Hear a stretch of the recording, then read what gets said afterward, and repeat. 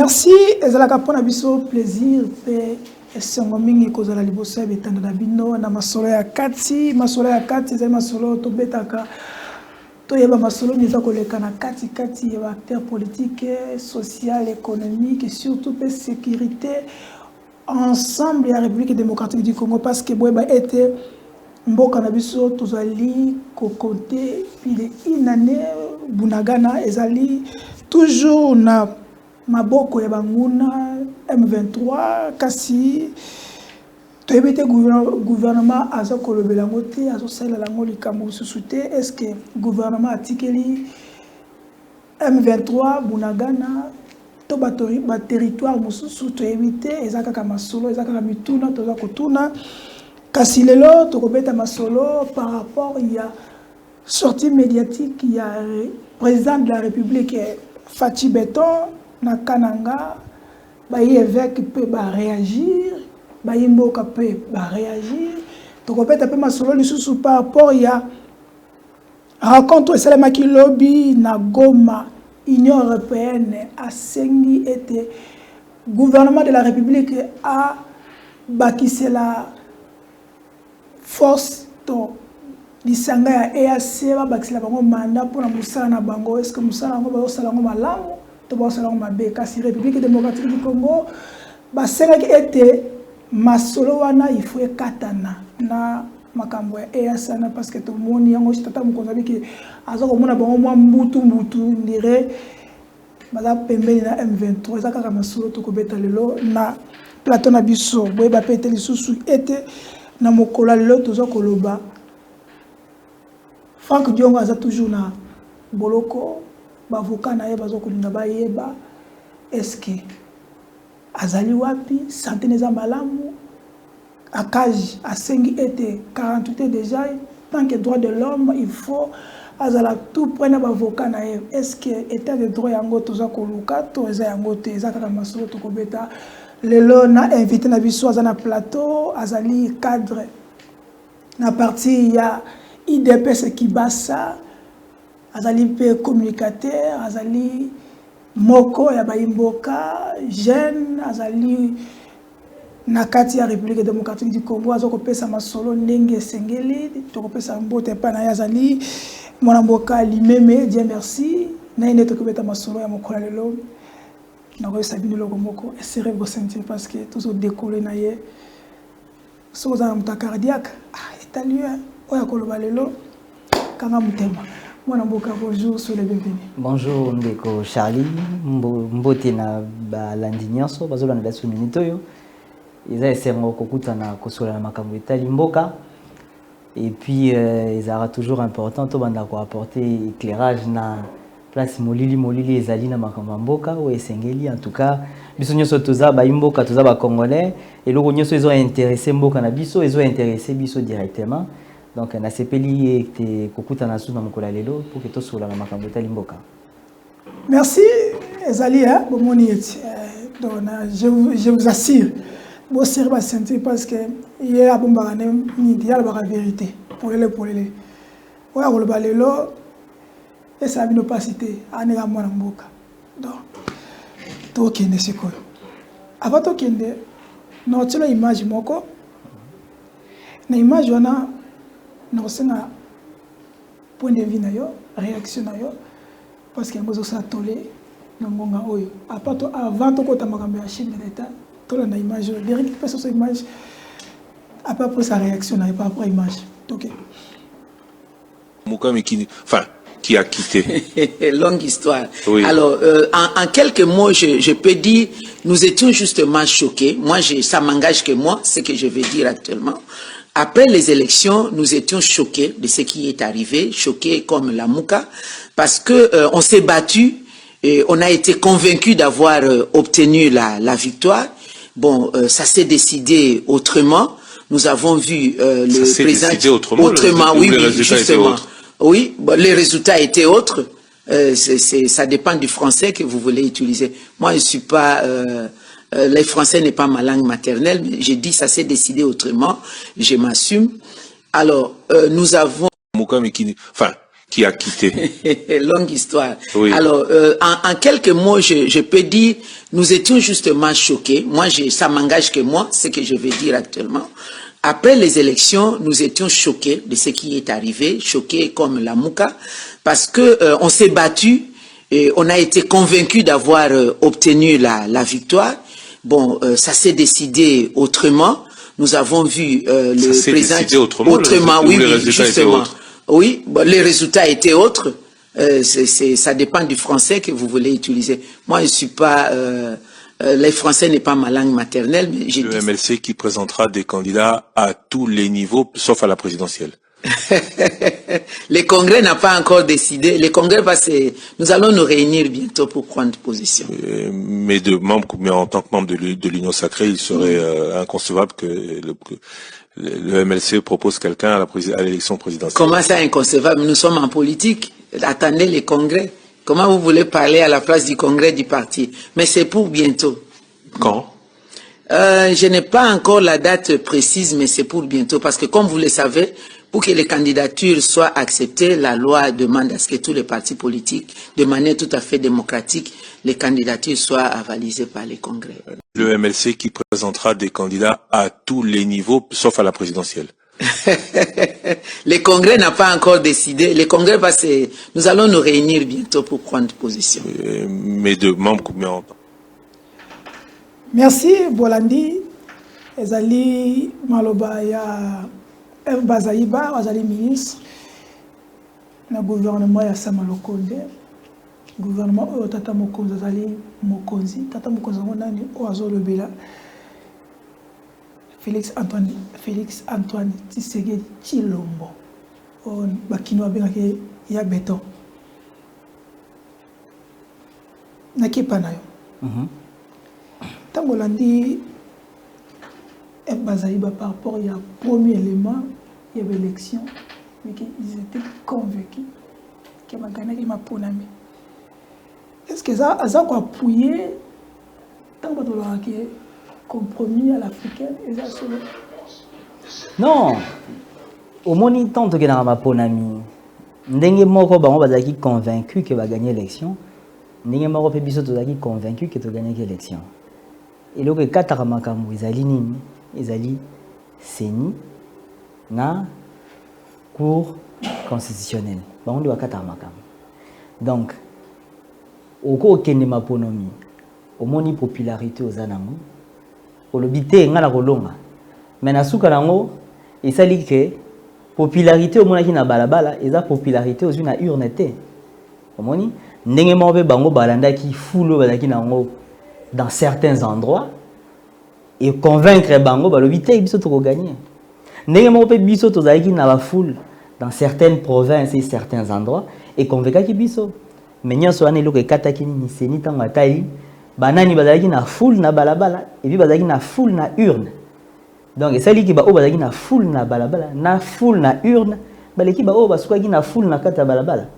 Donc naturellement muto akoyeba muto asalaki foule na urne ezaka ka seni bango bayebaki te nani azalaki na foule na urne biso pe toyebaki te nani azalaki na foule na urne tango makambo ebimi babimisi muto azalaki na foule na urne nde ebimaki papa mokonzi azokamba biso ti lelo. Donc ngata on atali yango ekamwisinga te. Je vois une femme politique qui s'est battue azalaki face na biso de l'autre côté babundaki ndenge biso tobundaki et puis tango bakendaki na bandolo bateke tokei a poto perdre ezalaki bongo te balobaki tokei poto gagner. Naturellement batiaki ba stratégie en place pour ba gagner. Mais malheureusement il s'ali que ba gagner te. Donc eloko yazo linga ko expliquer biso ezake batiaki makoki na bango bamonaki pe ke bazaki na makasi ya ko gagner mais malheureusement na suka ba gagner te. Donc moi ça me choque pas de l'entendre dire ça. Il y a vu que ba gagner il y a le bibier. Vous êtes convaincu. Tu gagner qui mais va juger autrement. Non. Même les journalistes là. Alobi, on va pas jouer avec les Français. Ça s'est décidé autrement. Qu'est-ce qui s'est décidé autrement? Ça peut être les destins. Ça s'est décidé autrement. On joue pas avec les Français, c'est les Français. Alobi, ça s'est décidé autrement. Ça veut dire que les urnes ont décidé autrement, le peuple a décidé autrement, la population a décidé autrement. Alobi, c'est que Moutoumoro a décidé autrement. Non, ça s'est décidé autrement. Donc, ils sont français. Il y a beaucoup à réagir à la question de la journaliste à lobby. C'est les Français n'est pas ma langue maternelle. Donc, il assume, ça s'est décidé autrement, ou les résultats étaient différents dans ce qu'on espérait. Bah, je ne vois pas où est les problèmes dans Katia va propos à moins que bon besoin de tonga mort na Katia pour que bobi sa pota mais en réalité non pas du tout. Nga la CPI la propos là à lobby makambo clair tous allez convaincu mais ça s'est décidé autrement. Est-ce que c'est une coïncidence propos naie na ba résultat tout le monde dans les réseaux sociaux il y a chaque province il y a chaque centre il y a vote à 2018 c'est une coïncidence? Non, bah, résultat, il y a chaque. Parce que si on a passé une pico comme la province, tel a gagné, deuxième cette fois-ci, c'est quoi? Tu comme on a les réseaux sociaux, province, résultat, ils sont dans les réseaux sociaux. C'est ni mon abimisi yango. To ngai na yo to lali na ndaku to koti na ordinateur to komi to lobi to tia na réseaux sociaux. Est-ce que papa Kadima lobaki ki ngai siko na bandi ko bimisa résultat province par province. Ce qui papa Kadima lobaki monter pourquoi to relayer l'information bon na ba média. Ça veut dire que ça le kuta. C'est clair. Réseaux sociaux yo okiko lala o lamuki o salelo ko na publier. Tant que Seigneur au communiquant officiellement, ça veut dire que ce sont des faussetés. Le Seigneur a décidé à publier les résultats bureau par bureau. C'est en ce moment-là qu'on va regarder, on va voir. Mais jusque-là, on fait confiance à la Seigneur à publier les résultats. Tout le monde, papa Mokonzi, Yambo Kaza, il a pouvoir. Compromis à l'africaine, ils ont l'écouteur. Non. Au moins, il faut. Parce que nous avons en face à la communication. Oui. Nous avons en face à la communication. Mais toi, au moins, population de juger. Au moins, compromis à l'africaine, propos venant de quelqu'un comme moi, ça ne me choque pas parce que tant que tu as un processus électoral en 2018, makambo belé les kaka. Tant que Kendaki Kopona, candidat unique, il y a présidence de la République, Bobi Makamignon, c'est les gars qui connaissent. Bobi que papa Mokonzi, Tchaki Mokoloto Nae, Alobagi qui Yepe Ake Koto, après Biso Koto, Totomboka qui, Tokabouani. Ça veut dire qu'il y avait un camp qui avait un grand soutien. Bobi Ango Biesel Gamorobom Bate. Biso Tosala campagne ya Passi, campagne Anzala, en 2018. Bato Bazagi Nambongo, Bazagi Mupandi. Moni? Bana ba financement na bango bazalaki nango na ba accompagnement nyoso bazalaki nango na soutien nyoso bazalaki nango à partir à France. Donc ngai compromis africain eza phrase ebima pour na ko discréditer pouvoir chef de l'État aujourd'hui. Quand le résultat est sorti, batu o bazalaki en face pour ça na bango bazalaki résultat wana ezala crédible était. Il y a eu des choses qu'on a entendues. Toyoka Monsieur Mouzito à l'écran de la télévision, le Bible a des désordre pour qu'investissement ait atteint un boko. Ba marche landana, ba insulte landana. Pourquoi à l'époque tant ba manifestation c'est ça ils allaient que tozo ben la communauté internationale en témoin, tozo tiens. L'objectif c'était de discréditer, que créer un trouble pour que pouvoir on exécuter mandat na moté, to kende na compromis si quoi ya solo. Parce que ils allaient résultat bimi. Objectif ils allaient to casser résultat wana tout évoluer tout qu'est-ce qu'on a compromis. Mais Moutaloba c'était justement pour discrédibiliser ces pouvoirs qui aujourd'hui évoluent tout comme la 5e année le loyo tout qui n'est na maponami asika. Merci. Tant qu'on l'a dit deuxième élément. Jusque là nous tous un candidat n'a bisoté autoco voter dans ma première maison pour y dans 6 mois. Et choqué bino nous a surpris tout pour lui que bon c'est normal, ce sont de bonnes guerres. Nabongisa. Ndeko Christian Lusako no atoni maman Eve alobi MLC a retiré candidature à tous les niveaux sauf la présidence de la République. Maman Eve va répondre à alobi nano bango ba décider ce qui va retirer candidature ou pas.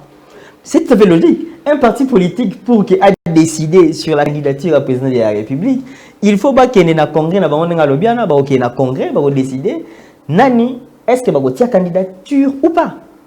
C'est tout à fait. C'est un parti politique. C'est un parti politique qui est autonome et libre.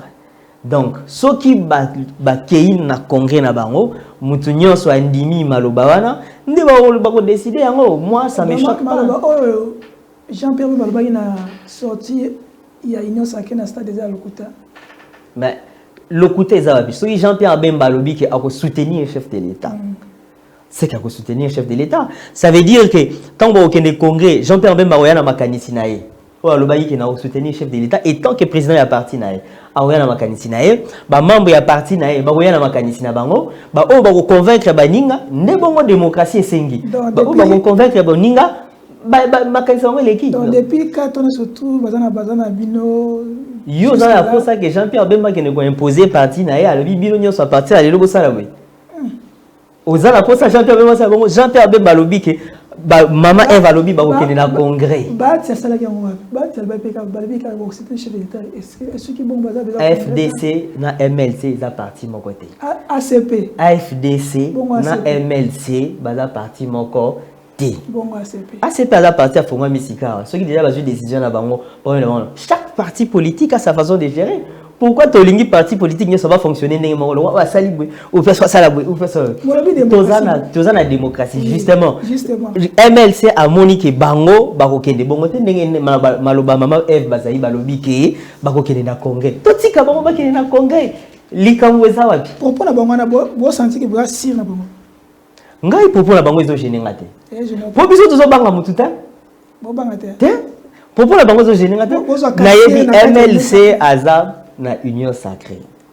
Tozo tambola na bango depuis to bana ki tozo tambola longo to tikala ozo problème na MLC ta propos maman F bazai balobi na moni problème moko na moté pas aucun congrès papa Jean-Pierre Bemba balobi déjà que azo soutenir chef de l'État OK na makanisi na so que ça li makanisi na ba valider on a parti na to tamboli longo problème ezaba ça vous gêne pas nous ça nous gêne pas na pouvoir vous en bango dans moins de 6 mois abimi sorti médiatique ya boye au boulot rouge après si beti na bon bon tozo banga elo la communication papa Charlie ça vous dit quoi tozo banga et là na angle la communication yo za communication baza respectuer ya ba principe ya mibeko na bango tika bango ba respecter mibeko à partir na bango eza respect à partir mibeko na bango biso beso to bito ke na congrès to ke na congrès ba te be ba bi que ça sent déjà mauvais na likamunini ils ont la modèle que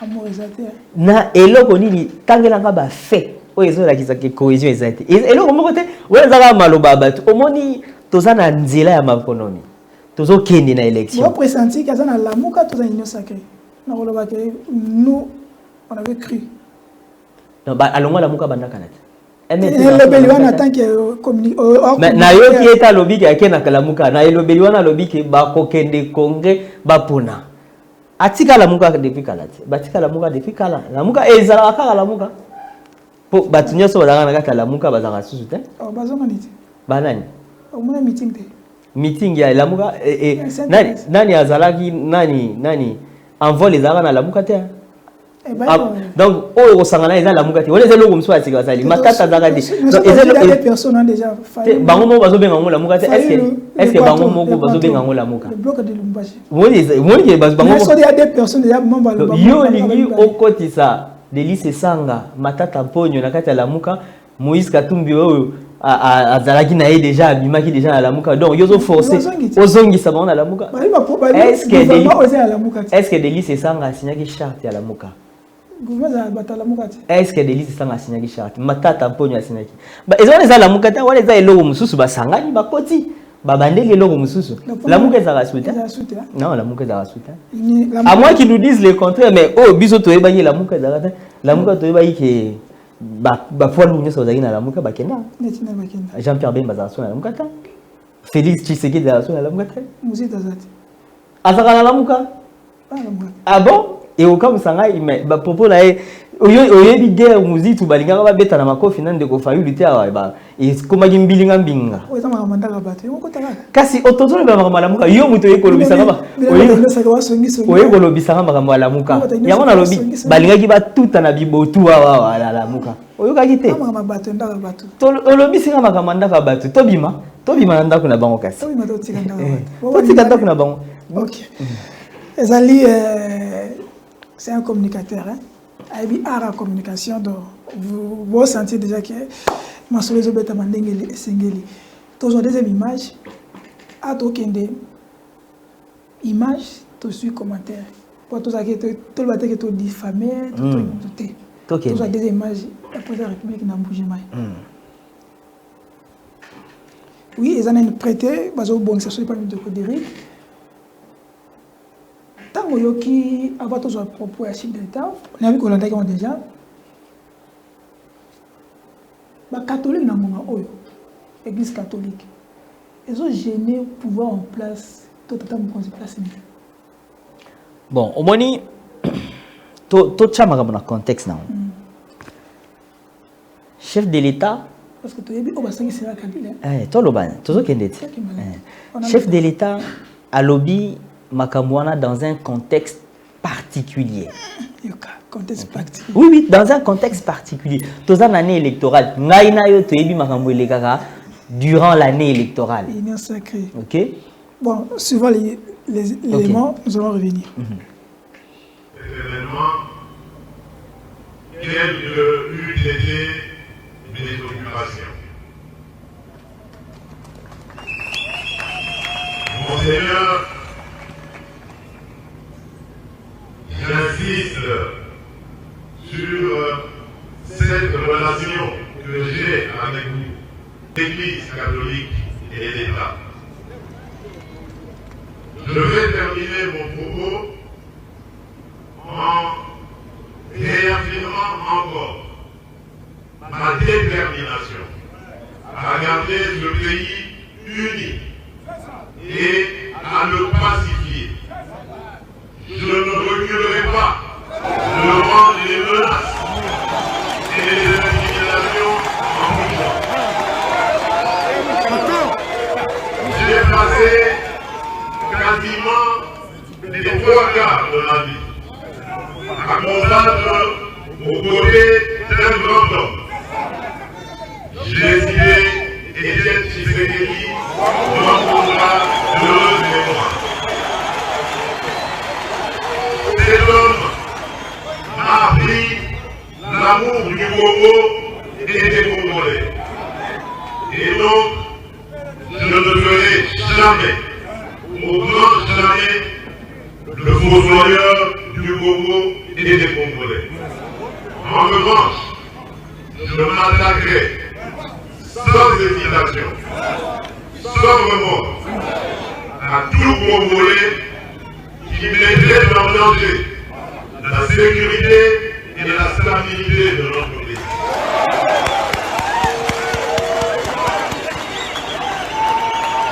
Peu importe ce qu'on en dira, violation des droits de l'homme, privation de liberté, je n'en démordrai pas. Parce que démocrate je suis, démocrate je resterai. Je n'ai aucune leçon à recevoir de qui que ce soit dans ce domaine. J'ai la charge de protéger et de garantir le bien-être de tous les Congolais, de quelque bord politique qu'ils soient, religieux ou autres idéologiques, et donc je ne lésinerai sur aucun moyen pour remplir ma mission du mieux que ce soit. C'est l'histoire et Dieu qui me jugeront. Monseigneur Emmanuel Bernard, encore une fois, je voudrais vous remercier d'être l'homme que vous êtes et de m'avoir associé à cette célébration mémorable et inoubliable. Je suis heureux d'y avoir participé et d'y avoir aussi apporté ma contribution. Je vous souhaite bonne chance. Merci Déric, merci pour la musala. Merci naba téléspectateurs bakolanda biso bazokolanda biso misikoyo. Na moi déjà message côté déjà mais Donc, il y a un sujet, donc on peut savoir la réponse, ma questionnaire n'a bien pas pour répondre. Tant on l'a dit, d'abord, vous avez reproché catholique pour avoir fait quoi? Vous avez reproché catholique dans les cambonimes. Ou à Sali Lelo, non, ou à Sali Lelo, non, ou à Sali Kala, la différence est à placer. Yao, nazongela, nisiga nazareki liboso. Nalobi, mokonzambo kalobi, makambo alobi dans un contexte particulier. Toza na année électorale. Ngai na yo toyebi, makambo nini année électorale ebotaka na mboka. Allez, année électorale eza année yo, ba discours ya ndenge na ndenge ebutaka pa homme politique oyo ki ko créer confusion na kati ya population. Année électorale eza année oyo mutu na mutu tozala mikolo a ebuti ko lekati awa tolandaki acteur électorale tokende et acteur politique balekaki na télévision bazo ko critiquer ba tribu mususu omoloke ki croissance ya recrudescence ya tribalisme na mboka na biso ndenge banayi ko mata. Au discours, il y a le chef de l'État a pris la parole en tant qu'institution pour dire que institution président de la République a côté l'aimer la Macambouana.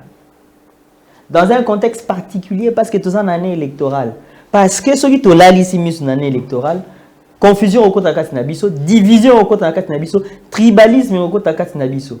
C'est dans ces contextes-là que le chef de l'État a pris langue et il a dit haut et fort. Oyoye esenga ki aloba. OK? Ce qui n'a bien zonga si malobi nini catholique azo gêné lelo oyo par rapport à la salakité là. Il faut comprendre que tous on a deux situations différentes. Okay. Par exemple, en 2018, tous a une situation moko oyo élection fait ça en 2016. Chef de l'État a en place a glissé qui déjà. Tous a un glissement. Na glissement wana oyebi makambo esalama na 2015 nga bona nga na kufa na marche ya 2015 o esalama ga mikolo zo sila ete na collègue na nga kufa na makambo ba marche oyebi ki ba violation en droit de l'homme ezalaka na niveau moko o toki comparer na lelote ba mort ezalaka à chaque marche ya opposition tout ça na situation moko ezalaka très difficile o esalaki ke église catholique abandaki kolobela pour dénoncer Makambouana. Mais au jour d'aujourd'hui, ok, tout ça en pleine année électorale, glissement et salamité, tout processus est malam. On ne condamne pas l'Église catholique, mais on dénonce quand on voit que l'Église catholique n'est plus au milieu du village. On ne condamne pas, mais quand l'Église n'est plus au milieu du village, ça devient anormal. Quand on a sanga oya salakate oya salakite oya salawana oyebi na contexte ni na salela kiango parce que tozalaki na glissement troisième mandat obiso to banaki ko souhaiter violation en droit de l'homme chaque marche ezalaki na ba mort ainsi de suite mais lelo yo soki tomoni que l'église n'est plus au milieu l'église est partisane par rapport à quoi faut vraiment préciser quand on dit n'est pas au milieu des villages azasu na milieu. Mais on est clair qu'au jour d'aujourd'hui, l'Église parle le même langage avec l'opposition. Bon, ça, c'est évident. Non, mais l'Église aujourd'hui parle le même langage avec l'opposition. Hier, c'était quoi? Hier, ce qui s'est passé au Yébi, Nabandi hier, Nabandi hier, Nabandi 2016, n'a pas sur contexte il y a 2016.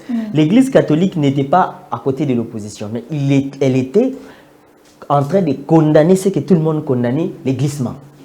Ok? Bon, au jour d'aujourd'hui, dis-moi, l'Église condamne quoi? Parce que l'Église parle le même langage que l'opposition. On ne condamne pas l'Église. L'Église, elle est libre. L'Église, elle peut faire tout ce qu'elle veut. Mais il faut qu'il y ait une église, population sazali. Dans une église, il y a majorité bazali. Dans une église, il y a opposition bazali. Dans une église, il y a policier bazali, il y a militaire bazali. Donc l'Église doit faire la part des choses aussi. On ne condamne pas, l'Église peut dire tout ce qu'elle veut, mais ce que nous remarquons, c'est que l'Église a un penchant de l'autre côté. Et on les dit. Pourquoi ça vous choque? Si nous aussi nous sommes libres, nous ressentons que voilà, nous sommes nous sentons que l'église est partie d'un côté, on dit que l'église zone dans le village. Non, on ne peut pas sentir la même chose. On ne peut pas sentir la même chose parce qu'on n'est pas. Le président a dit tout à l'heure, je suis démocrate, je resterai démocrate.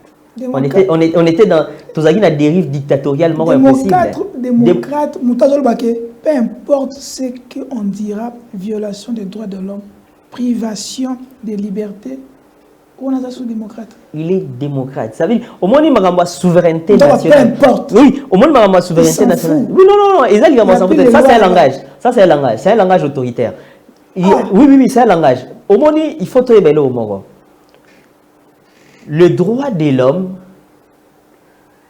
jusque-là, d'ailleurs, Sokotali. Non, totalement, le droit de l'homme. Sokotali, d'ailleurs, les loyaux. Respect à droit de l'homme, en 2016, 2018, on a fait un pas en avant. Même les organismes internationaux ont dit ça. Les respects des... Oui, on a fait un pas en avant. On a fait un pas en avant. Charlie, je suis en train de vous féliciter parce que vous avez arrêté ces badauds, ces voyous. Il dit à un policier qui a arrêté des voyous. Effectivement, les policiers ont arrêté des voyous. Oh, mais yonanga to mona yiteke bakulu na bazalaki. Yonanga to landa yiteke nani député na biso nani. Ndeko na biso ya assemblée nani. Annonça que toya na armée rouge nani. Armée rouge eza nani. Armée rouge eza bakulu nani. Daniel Safa lobango to alobango na plateau na bino ya nani. Ya Perfect TV aloba que tokoya na armée rouge. Journaliste a reproché à lobby retiré. Il y aura des morts. Annoncé ou non? Maintenant, quand au pays, Boubani marche, place Batia Kibino Bobanete, Boubana marche, dans la zone rouge entre les policiers et les Kounouna. Boké Bobanango expressement, oui, Kianza. Kianza, c'est une zone rouge devant la police, ils vont te dire.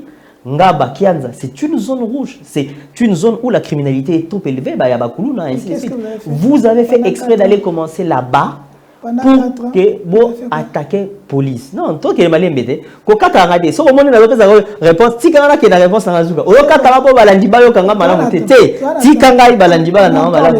Ok. Vous avez fait exprès d'aller démarrer votre marche là-bas pour pousser les policiers au bout. Naturellement, pour soutenir la violence, je le dis toujours, la police, dans un certain endroit, ils ont très mal agi. Ok? Frapper les manifestants, tout le monde on condamne la violence. Mais il faut aussi que Bissoto soit responsable.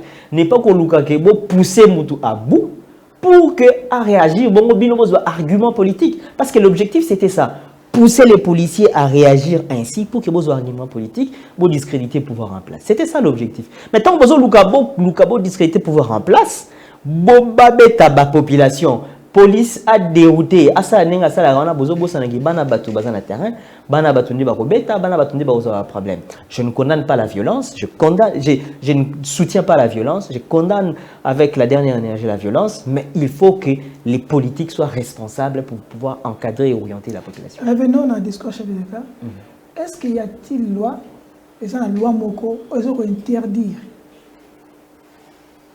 les catholiques va critiquer je suis un tata mokonzi. Loi Moko est interdit. Est-ce que papa mokonzi pas le dit si bango te gapeki si bango ba condamner? Papa mokonzi a répondu. Mais est-ce que c'est l'église? On parle de l'église là. OK? Oui, église. Oui, on parle de l'église. Non, l'église est une institution morale qui est là pour soutenir, éduquer la population. L'église n'est pas une institution où le parquet, le tribunal. Non. L'église est d'abord moralité. C'est ça l'église. Ce que l'église est condamnée et déclarée tout le bilan contre le pouvoir. Est-ce que Nani a payé si l'église a condamné? Est-ce que quand on a dit papa Mokonzi a frappé? Non, papa Mokonzi a lobby a frappé au nyonso a la contre la loi. A lobby te a frappé l'église. A lobby papa Mokonzi a lobby ndeke église il faut dans la milieu du village. Tout changer de discours à papa Mokonzi a lui église faut dans la milieu du village. Il y a poser la question bien posée est-ce qu'il y a-t-il une loi où l'église doit être neutre? Non, l'église est une question de moralité. Il faut faire la différence entre le moral et le droit. Ok, l'église est une question de moralité. Tant qu'on est l'église, tout le monde a tchara biso, ils ont la loi monte dans l'église. Quand on est église, bah biso ok, okobuka mibe okobuka mibe ko tel na religion na yo, et ça na mibe comme ça religion azo pekisa yo, oyo droit azo pekisa yo te. Omoni? Donc c'est l'église, c'est une question de moralité. Quand on parle de l'église, on va parler du moral. On ne doit pas parler de droit, des questions de droit. C'est la moralité. Quand on dit que l'église doit être au milieu du village, c'est une question de moralité et non une question de droit. Il faut tous à la claire place. Est-ce que tu as recevoir injection moto et l'autre moto a droit de l'homme papa mon compte à l'obité qui a recevoir et l'autre moto a droit de l'homme. À l'obité peu importe à cause de la notion T, ok? La notion T a droit de l'homme. Non, il y a droit de l'homme, c'est l'obité. Peu importe nous toi au droit de l'homme ou quoi. Ça veut dire quoi? Non, ça veut dire quoi? Tolimbola. Tolimbola. Tolimbola. Tolimbola. Il y a il y a Franck Diongo. Il y a 48 heures. Il y a 8 Tolimbola. Il y a 8 Tolimbola. Tolimbola bien. Au moins, il y a un cas de la souveraineté de la nation. Ce qui est là, par exemple. Oui. Il y a des cas de la souveraineté de la nation. Ok? Donc, je vais commenter la décision en justice. Parce que justice, tant que c'est prononcé, téti dans ce cas, moi, je dois avis clair et exact. La décision en justice, c'est la décision en justice. Tata mo kondi. Oyebi ke na mboka na biso eza na bato mususu ba soutenir même l'insoutenable. OK? Il y a des gens qui soutiennent même l'insoutenable. Tout le monde qui ango, tout le monde ango mikolonioso. Mutu asali mabe ba kangiye tozui to zongi lisusu. Na ndoko ka Daniel Safou. Personne n'a soutenu les propos de Daniel Safou sur le tribalisme. Personne n'a soutenu ça. Mais ceux qui va kangier, ils ont un bateau bakobima, bakoloba qui va soutenir dans un cadre précis. Pourquoi? Parce que on veut tout politiser aussi à un certain moment dans Boka. Non, et l'exemple la petite. Mais pourquoi peut ça dire il y a des quoi? On y a pas exemple ni de quoi moi seul va pouvoir biso baluba. De comment na ina ni de quoi? Oui bien, comme nani to ça la langue boîte to loba awa. Aza nommé premier chef, chef. Atambola ba nomaya aza na fonction officielle premier chef. Nani tangelanga kombo andeko aza na fonction officielle atambola na chef. Nani même aza na fonction officielle aza nani ozo tangelanga kombo tende ko Charlie tangelanga kombo na ye ndeto to évoluer na débat wana nani di chochoy asalini oui personne ne soutient ces propos. Je l'ai dit, la violence ou le tribalisme, d'où, peu importe sa source de provenance, pour soutenir et en côté. Mais pourquoi Bokanga c'est qui? Bokanga c'est qui? Union sacrée. Union sacrée Kanga. Union sacrée la justice. Est-ce que Tangelanga Muto Union sacrée Kanga? Union sacrée Kanga Muto c'est la justice. Il faut s'auto-respecter. C'est la séparation du pouvoir. Non, le pouvoir, il faut la notion de séparation du pouvoir. Le pouvoir judiciaire et le pouvoir exécutif. Donc, ce qui est il faut justice. Donc, ce qui est justice à Kangi, il a le droit de commenter le remonter. Justice à Kangaï, à juger. Ce qui est justice à condamner, à condamner. Bon, justice à Kangi, ce que Syriens normal. Comment ça? So justice à justice à mutu. Mutu ma bibine ke bon. Mutu bokanya na pona nga aza sérieux, aza compétent, aza honnête. Nani akobima so justice à kangi mutu. Justice ndio mema makamti na suka. Juste. Ni neleka. Eza makambo justice. Justice ndio décider. Nani alekisa? Justice sera décider à décider. Nani awa contredire décision à la justice. Même les chefs de l'État ils ne s'immiscent pas dans les affaires de la justice. Justice c'est la justice. Ce que so lelo ndeko moko na TV abimi abiki nga na soutenir tata Mokonzi libosa cher likola cher nga na soutenir tata Mokonzi mutu boye yo zela tokokanga yo mamu tokosala yo tokomona ye wana aza pour chef wana tokoba ko condamner bako kotelemela yete. Je répète mais mutu soka lobby exemple que dollar et mati nzala ezana mboka détournement et l'équipe belé wana utoko kanga pas nani bakangie par le $1 et matine zaleza na mboka nani parce que bah propose obimisa il faut que ça va fait oui exemple bah fait ça tant que bah fait ça été pour na moi na yebi mutu moko te o lelo bakangi pa lobi ki nzaliza na mboka dollar embati nani bakangi azate donc le quoi azate pourquoi on soulever un ça c'est une manipulation ça c'est une manipulation mon confrère moi journaliste ba bengi na Paris parce qu'a dénoncé ma francophonie et que malamu te mbongo ba mona clarté ba bengi na justice ba bengi ba entendre mais pourquoi au bang ceux qui ba bengi ba entendre ceux qui le rezate ba tika ko benga mutu ba entendre ça et encore il faut effectivement tout le monde ba mo o ya lo ba yibo et pousser justice à kanga parce que oh yo interprété oui quand yo zo ça va interpréter sur l'article les alipes ça biso to mona o et sali que justice parce que azam tali bosé ta lo ba makamba francophonie ba te belé ba lo makamba francophonie to zo mona clarté ainsi de suite ba benga ba mona justice pour la nini yé tant le ba bengi il faut encore total makamuni na lo baki pour te ba elo que pousser justice ça font la mise à entendre yé qu'on entendre la justice et mieux le battre que bakangi bien que je ne suis pas juriste. Est-ce que bien dans Congo vous en avez IDPS vous croyez toujours dans la démocratie il faut tout la démocratie tout tient de comment le bail que vaut mieux tout tient dictature parce que démocratie est avant ça comme bokaté. Donc nous croyons toujours à la démocratie. Biso to a parti au Burundi depuis plus de 30 ans pour la démocratie dans ce pays. Biso to a parti tout ça face à la dictature, de télémer la dictature depuis Mboula Namboula. Donc nous ne pouvons pas nous détourner de cette face de la démocratie. Donc nous croyons toujours à la démocratie. Et tout bandi était tout Kenenango Kino Nasuka. Kino Nasuka. On reste des démocrates.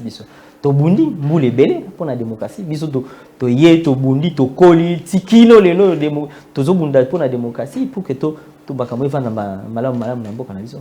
Tant que vous êtes démocrate, vous êtes petit tolo, vous êtes démocrate. Autant la gestion, autant la arrestation. Quand on a mandat à battre, sans mandat, ça est là qu'on a besoin de boutou, qu'on a besoin de boutou. Côté, n'était pas de dunia, ma côté, ma fouille, ma super côté, ma kiri. Tout ça, vous se sentez vraiment que vous êtes vraiment démocrate, la gestion de le pouvoir. Tant que l'amour qui est aussi dans le vous assure que le procureur a ça qui document pour qu'il fasse la perquisition. Parce que perquisition est officielle. Perquisition. Non, peut-être qu'il y a bien ça qui est à l'objet ou à l'objet. Mais justice vous assure que le procureur a aussi la perquisition.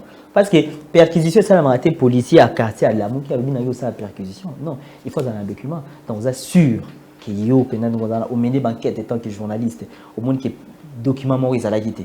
Avant de dire ça, il faut d'abord, en tant que journaliste, qui vérifier. Ou alors, il y a quand il y a lobby, mais il y a quand la justice, est-ce qu'on vérifie, on mène enquête totale, il se dit, pour perquisition, ça m'a bon.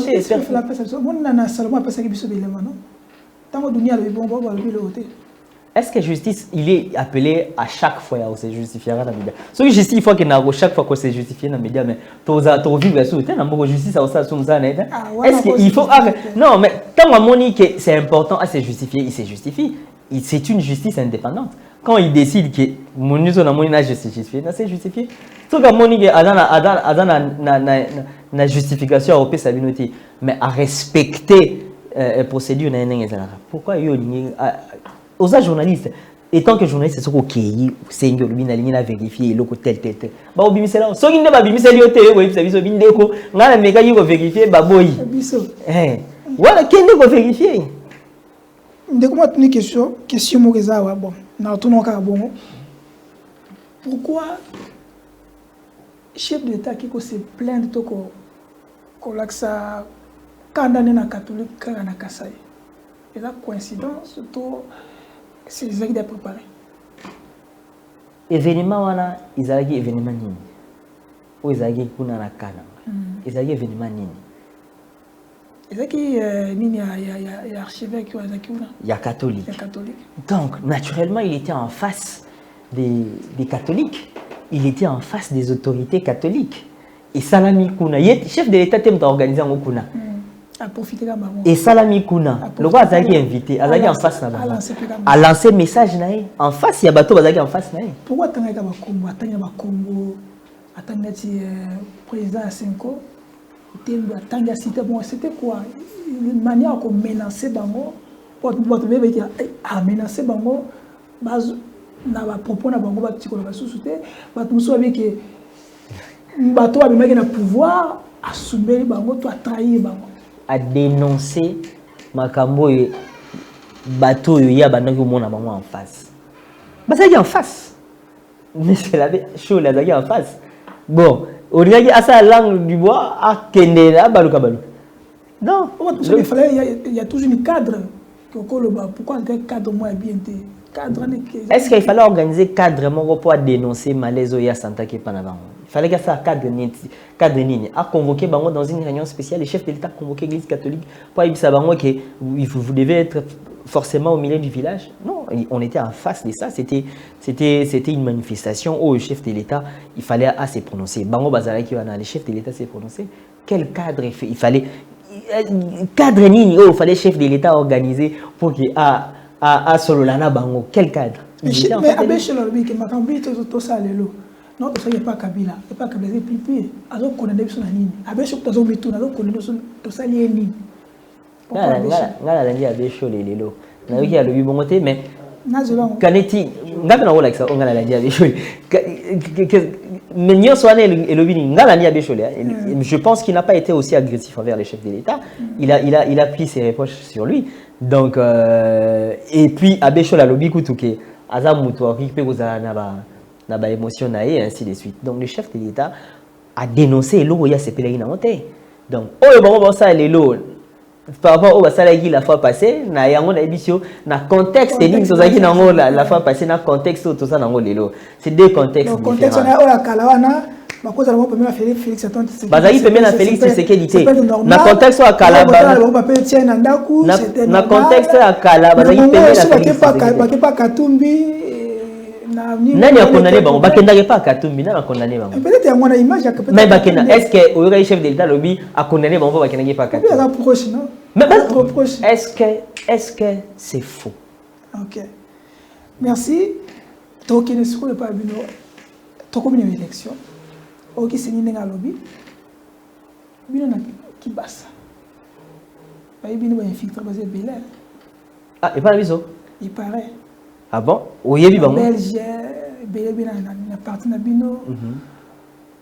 Sko na Belge na boki kana na élection ka bon. Déjà to regarder pas la biso ba Belge bazata. Na passé la biso za parti ba Congolais, boyebi patriarche Frédéric Kibasa Maliba depuis Mbula na Mbula les ti ndenga tika biso na mokilio donc na parti na biso za parti ya ba Congolais pour que l'élection na ba Congolais tout ça na ba Belge yo yebi Belge na Suisse kuna tangila na bango so ko yebi bango ba bika ba lobby apesi comme tabika ke il s'en de na plateau il prend na parti na ba Belge yebi sa bande ko na so ki ba yebi ba Belge batangila biso ba kombo na bango o ba na parti na biso biso to yebi ke ba Belge bazate tout ça na ba parti ya ba Congolais. Vous apportez à Congolais. Ce qui combo à la Belge, ils allaient, c'est ça. Ce qui est exact. Ils allaient mettre bon biga. C'est bon, ils allaient comme un bon batteur. Tous à la polélé. Tangianga ba combo à la Belge, yo yebi na partie na biso IDPS Kibasa. Maman Isabelle Kibasa. Na partie nos années. Alors maman Isabelle Kibasa, Aza fille du parti Kibasa naturel. Elle est membre de l'UDPS Kibasa d'une manière naturelle. Ouais. Maman Isabelle Kibasa congolaise. Parce que Azara député. Azara, oui, effectivement, en Belgique. Effectivement. Parce que la loi de notre pays, tout le monde a respecté. Mais non, Félix Tshisekedi a remis dictateur, a respecté mes côté. Mais tout qui n'est pas quand même mes quoi, mes quoi lobby boy.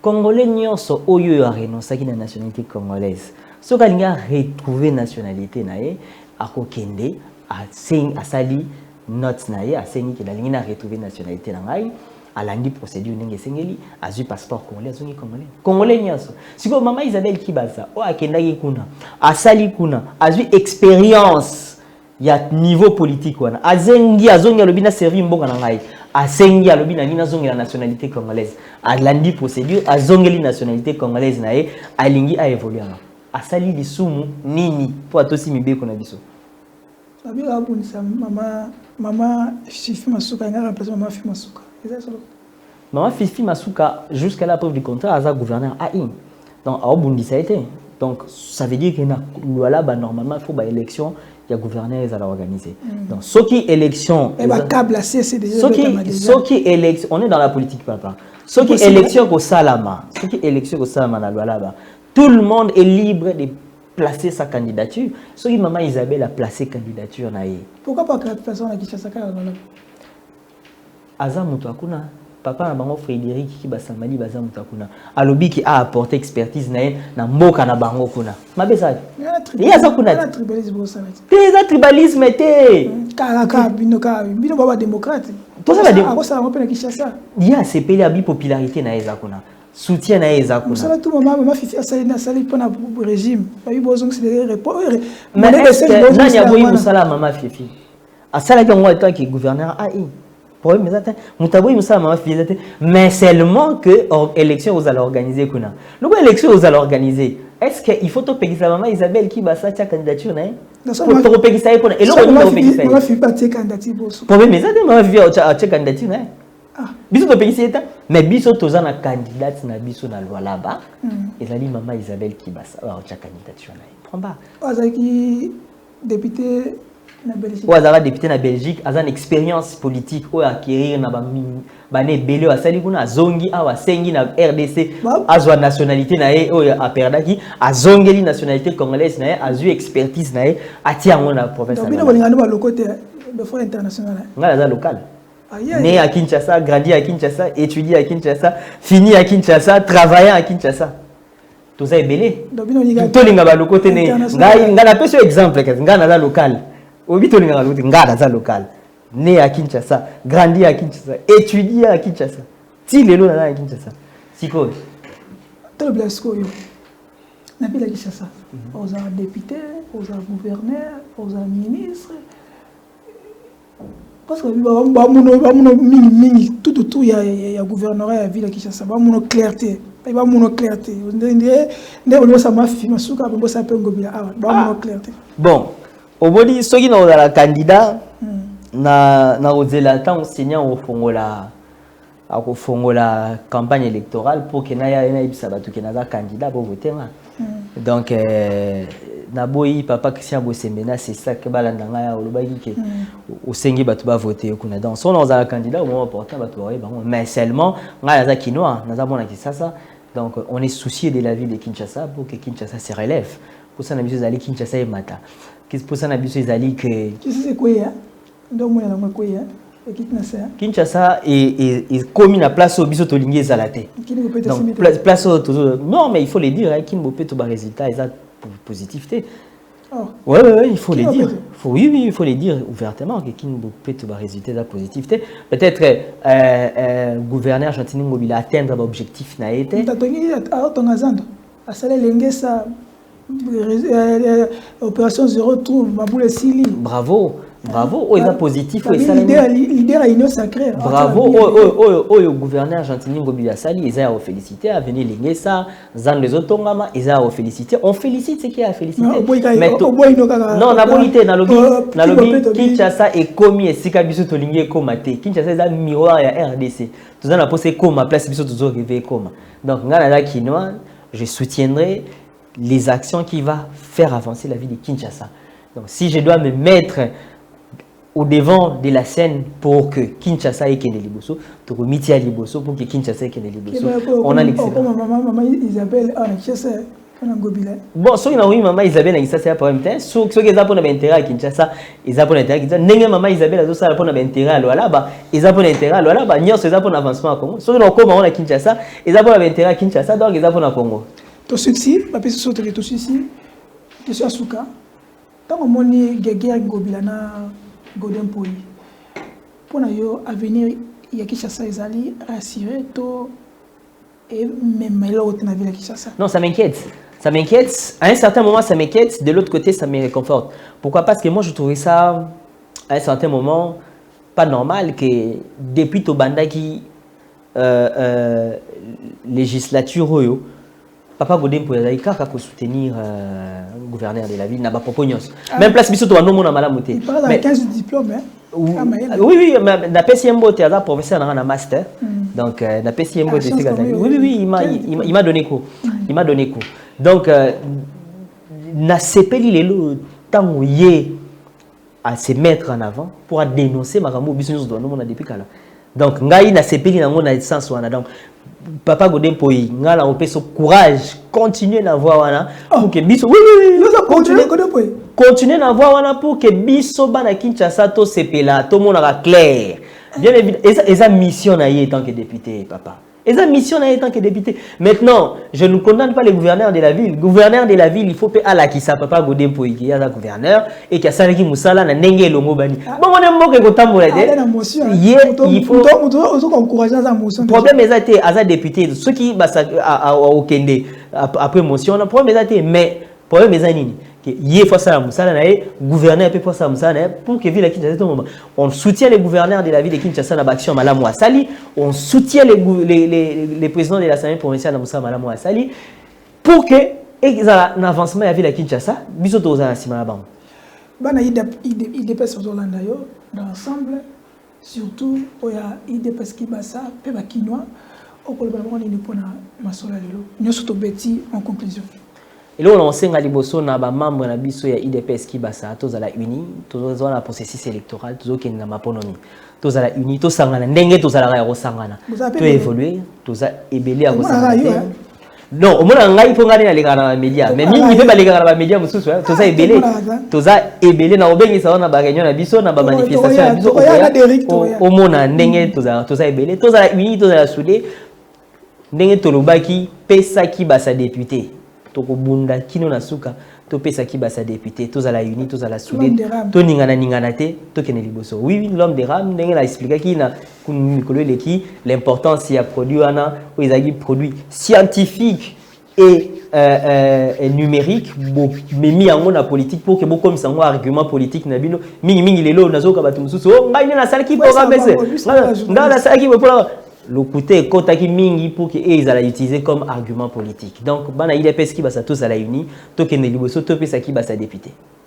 On est fini masola na biso ya lelo tango ba pesa ki biso e koki to déborder peu couteau parce que il fallait aussi que la mwana mboka a s'exprimer à loba a pesa pe message na ye na ba mboka na parti na ye parce que c'est important. On est surtout à lobby ceux qui posent na ba question au pesa biso to ko pesa ye et là comme on le baka ya suka kongo ya pona moto surtout ceux qui m'ont critiqué ceux qui m'ont tapé ses points de vue na ye faut pas traquer depuis que papa tata mokozala alaka ki biso ke maloko kotonda to ebito to comme na point ya maloko kotonda mais c'est que autre biso to yebi ki aza démocrate aza tata lipota alinga moto surtout to pesa bino mbote to kutani à la prochaine même heure même chaîne bye bye ciao.